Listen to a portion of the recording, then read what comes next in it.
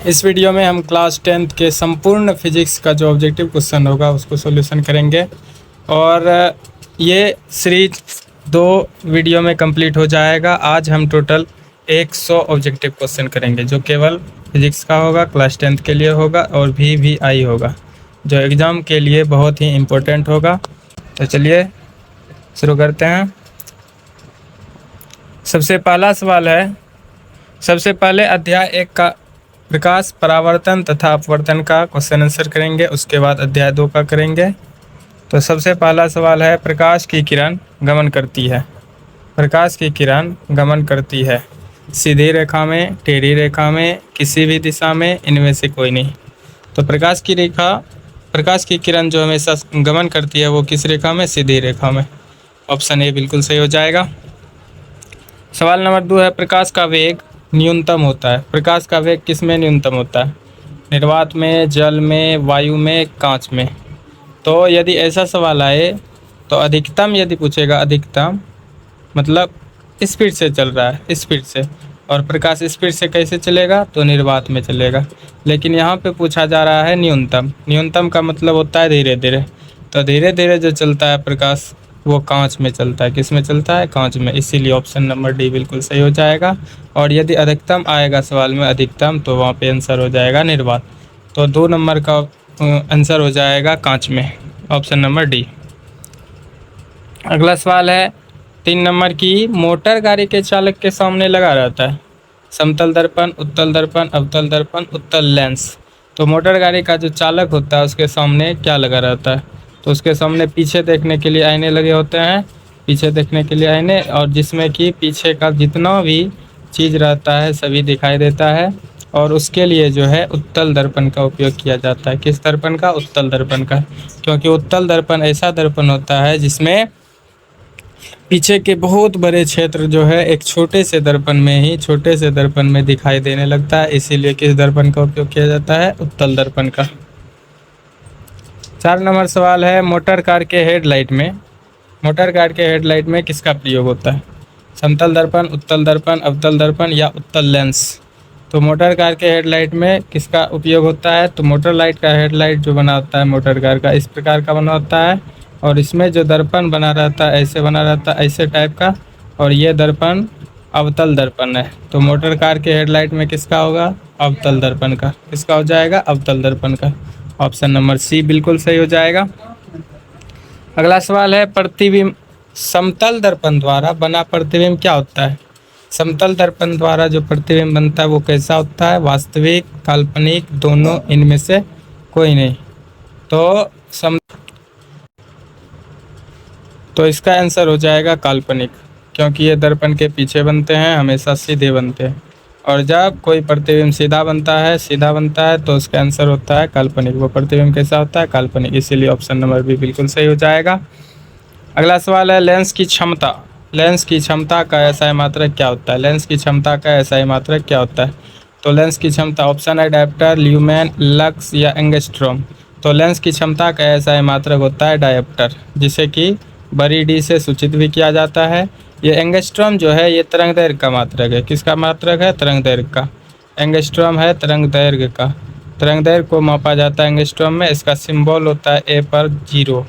ए पर यदि 0 लिखा हुआ रहता है तो ये क्या है? एंगस्ट्रॉम है।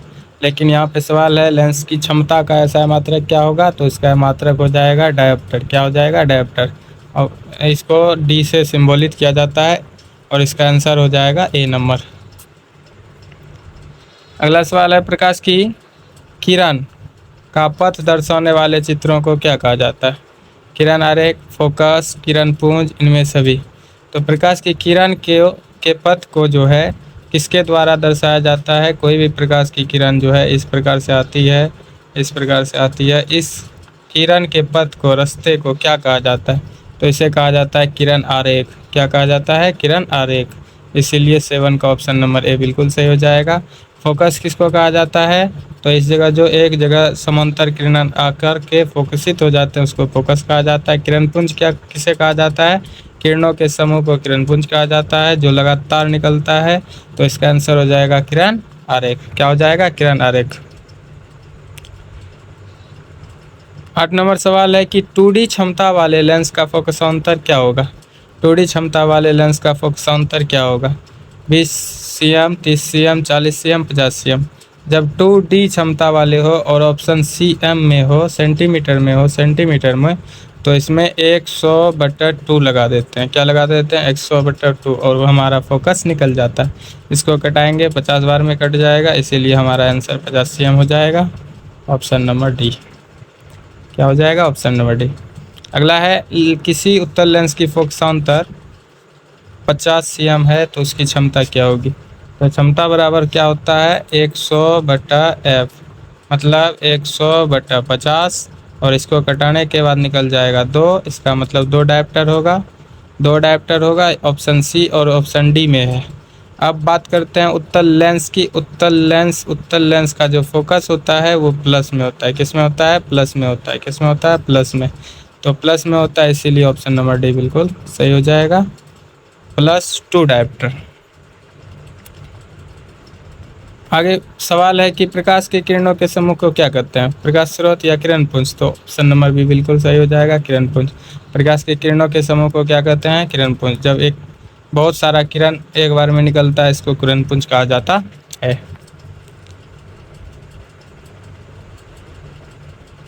11 नंबर सवाल है, उत्तल लेंस की क्षमता क्या होती है। उत्तल लेंस की क्षमता क्या होती है। तो उत्तल लेंस की फोकस प्लस में होती है, इसीलिए इसका क्षमता भी क्या हो जाएगा? प्लस में हो जाएगा। और प्लस कहने का मतलब है धनात्मक। क्या है? धनात्मक। तो ऑप्शन नंबर बी बिल्कुल सही हो जाएगा।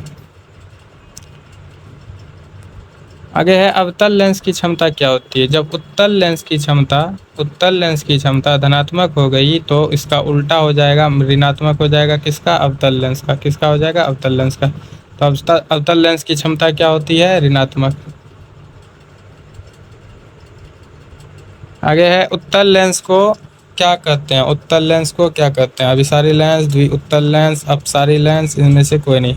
तो उत्तल लेंस को अभिसारी लेंस कहा जाता है। उत्तल लेंस को क्या कहा जाता है? अभिसारी लेंस कहा जाता है। उत्तल लेंस को क्या कहा जाता है? अभिसारी लेंस। आगे सवाल है, अवतल लेंस को कहते हैं अभिसारी लेंस, द्विउत्तल लेंस, अपसारी लेंस, या इनमें से कोई नहीं। तो उत्तल लेंस को अभिसारी लेंस कहा जाता है, इसलिए अवतल लेंस को कहा जाता है अपसारी लेंस। कौन सा लेंस? अपसारी लेंस। निम्न में से कौन सा पदार्थ लेंस बनाने के लिए प्रयुक्त नहीं किया जा सकता है? जल, कांच, प्लास्टिक, मिट्टी। तो लेंस बनाने के लिए जल का भी उपयोग किया जा सकता है, कांच का भी किया जा सकता है, प्लास्टिक से भी बनाया जा सकता है, लेकिन मिट्टी से नहीं बनाया जा सकता है। मिट्टी से नहीं बनाया जा सकता है, इसीलिए ऑप्शन नंबर डी बिल्कुल सही हो जाएगा। किस दर्पण से हमेशा वस्तु से छोटा प्रतिबिंब प्राप्त होता है? समतल दर्पण, उत्तल दर्पण, अवतल दर्पण, इनमें से कोई नहीं। तो वस्तु से छोटा प्राप्त जो होता है हमेशा अवतल दर्पण से होता है। किस दर्पण से होता है? अवतल दर्पण से। किस दर्पण से वस्तु का बड़ा प्रतिबिंब बनता है? समतल दर्पण, अवतल दर्पण, उत्तल दर्पण, इनमें से कोई नहीं। तो इसका आंसर हो जाएगा अवतल दर्पण। कौन सा दर्पण? अवतल दर्पण। प्रकाश के परावर्तन के कितने नियम होते हैं? 18 नंबर सवाल है, प्रकाश के परावर्तन के कितने नियम होते हैं? प्रकाश के परावर्तन के नियम जो होते हैं वो 2 होते हैं।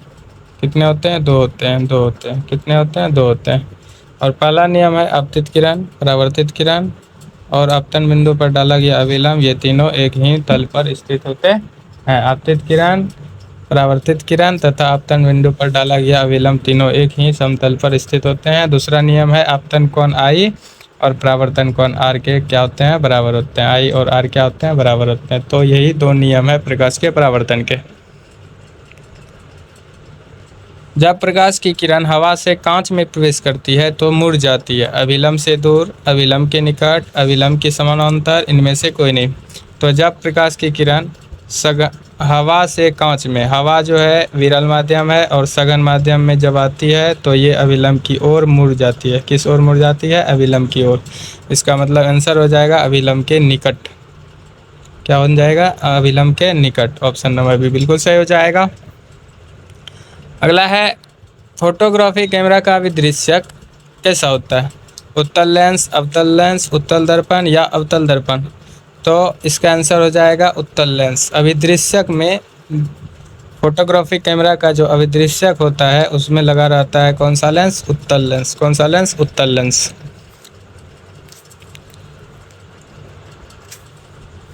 21 नंबर सवाल है, साइड मिरर के रूप में प्रयुक्त होता है अवतल दर्पण, उत्तल दर्पण, उत्तल लेंस या प्रिज्म। तो साइड मिरर के रूप में किस दर्पण का उपयोग किया जाता है? साइड देखने के लिए आईने के रूप में जो है किसका उपयोग किया जाता है? तो उसका आंसर हो जाएगा उत्तल दर्पण। किसका हो जाएगा? उत्तल दर्पण। क्योंकि ड्राइवर जो बैठे होते हैं उसके आगे जो सामने साइड मिरर के रूप में प्रयुक्त होता है वो उत्तल दर्पण होता है, क्योंकि ये बहुत बड़े क्षेत्र को छोटे से क्षेत्र में छोटे से दर्पण में दिखाई दे देते हैं और इसका बना हुआ प्रतिबिंब हमेशा क्या होता है? सीधा होता है। सीधा होता है, इसीलिए उत्तल दर्पण का उपयोग किया जाता है।